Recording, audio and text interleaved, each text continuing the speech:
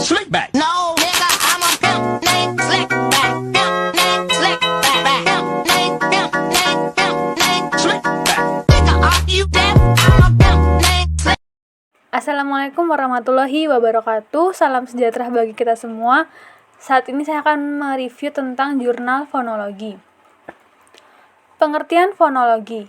Fonologi adalah ilmu bunyi. Fonologi merupakan bagian dari ilmu bahasa yang mengkaji bunyi.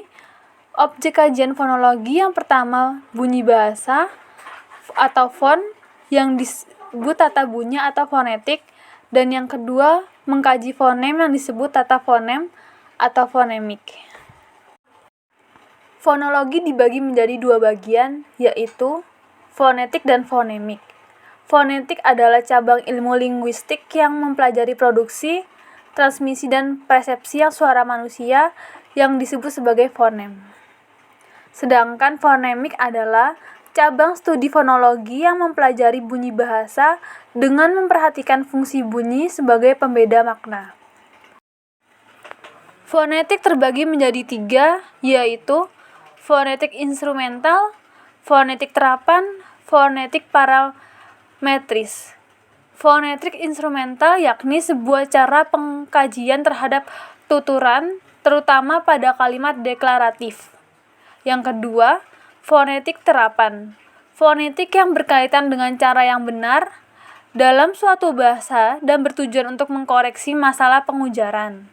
Dan yang terakhir, fonetik parametris adalah pendekatan dalam fonetik yang memandang wicara sebagai sistem fonologis tunggal dengan variabel artikulasi dalam saluran suara yang terus-menerus bergerak dan saling bekerjasama dalam dimensi. Pengertian alat ucap. Alat ucap adalah organ pada tubuh manusia yang berfungsi dalam pengucapan bunyi bahasa. Organ-organ yang terlibat antara lain adalah paru-paru, laring, faring, rongga hidung, rongga mulut, bibir, gigi, lidah alveolum, palatum, velum, dan uvula. 25 organ alat ucap. 1. Paru-paru. 2. Batang tenggorok. 3. Pangkal tenggorok. 4. Pita suara. 5. Krikoid. 6. Tiroid atau lekum. 7. Arytenoid. 8. Dinding rongga. 9. Epiglotis. 10. Akar lidah. 11. Pangkal lidah. 12. Tengah lidah. 13. Daun lidah.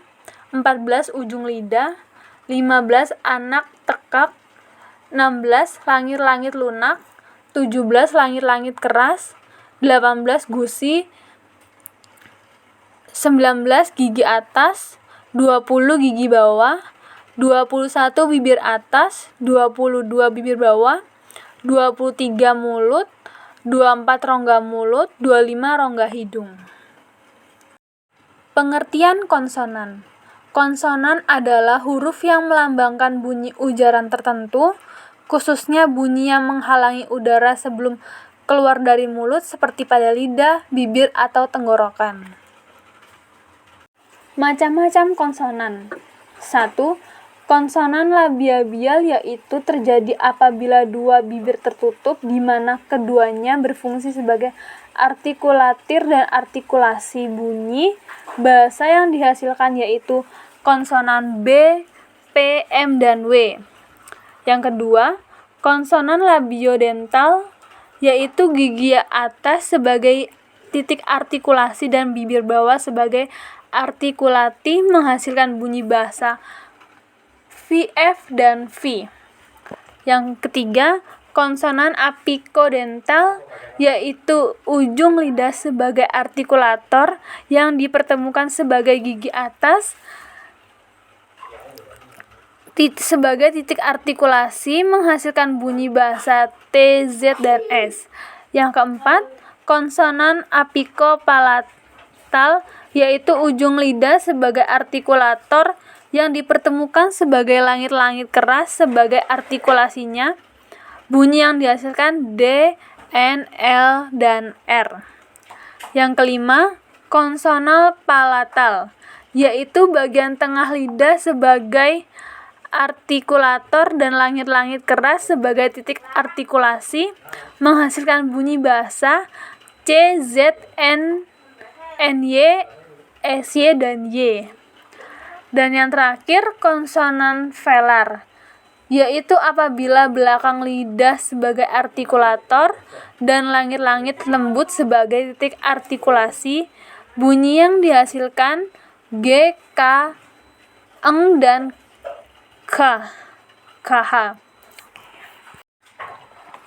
Pengertian intonasi. Menurut KBBI atau Kamus Besar Bahasa Indonesia, intonasi adalah lagu kalimat naik turun suara, panjang pendeknya ketika berbicara atau membaca. Tanda baca pada intonasi adalah 1. Tanda titik. Diberikan sebagai penanda pada kalimat berita atau deklaratif. Yang kedua, tanda koma dipakai untuk memisahkan unsur-unsur dalam suatu perincian atau pembilangan. Yang ketiga, tanda seru diberikan sebagai penanda pada kalimat perintah atau kalimat imperatif. Dan yang terakhir, tanda tanya diberikan sebagai penanda pada kalimat tanya atau interrogatif. Kesimpulan, berdasarkan asal katanya, fonologi berasal dari fon yang berarti bunyi dan logos yang berarti ilmu. Manfaat dari mempelajari proses fonologi ini adalah agar kita bisa mengetahui bahwa ketika alat ucap kita memproduksi suatu bunyi bahasa, maka ada proses yang terbaik, baik itu penggabungan, pelesapan, penambahan atau penyesuaian bunyi terhadap bunyi yang lain.